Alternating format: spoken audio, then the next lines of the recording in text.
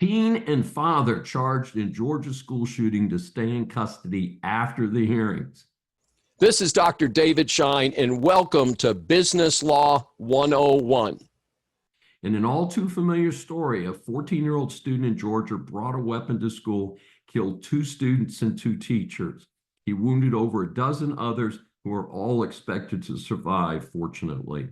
The only good news is that there was an armed security officer on site who quickly confronted him, and the student surrendered at that point. Something that is in common is that the student's father was arrested and being held in custody as well. He faces counts of involuntary manslaughter and second-degree murder. The Georgia Bureau of Investigation Director Chris Hosey stated his charges are directly connected with the actions of his son and allowing him to possess a weapon. Charging parents of shooters like this case is becoming more common. The Associated Press reports that in April, quoting, Michigan parents Jennifer and James Crumbley were the first parents convicted in a U.S. mass school shooting. They were sentenced to at least 10 years in prison for not securing a firearm at home and acting indifferently to the signs of their son's deteriorating mental health before he killed 4 students in 2021.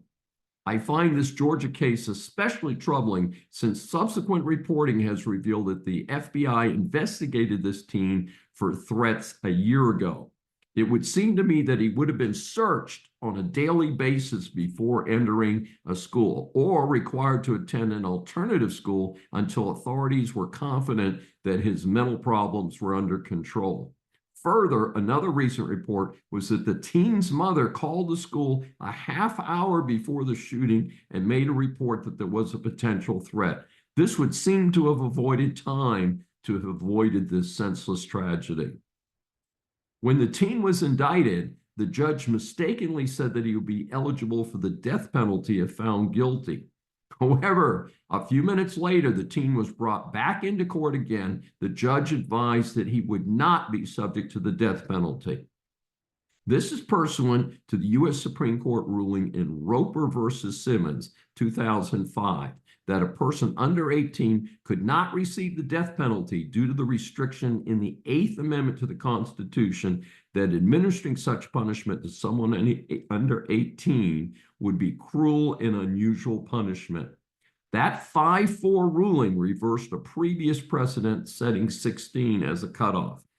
Perhaps it is time to revisit this in light of the multiple murders in this case. I would favor an individualized standard that pairs the severity of the crime with the attitudes and actions of the teen defendant. This is Dr. David D. Shine for Business Law 101. Tune in again.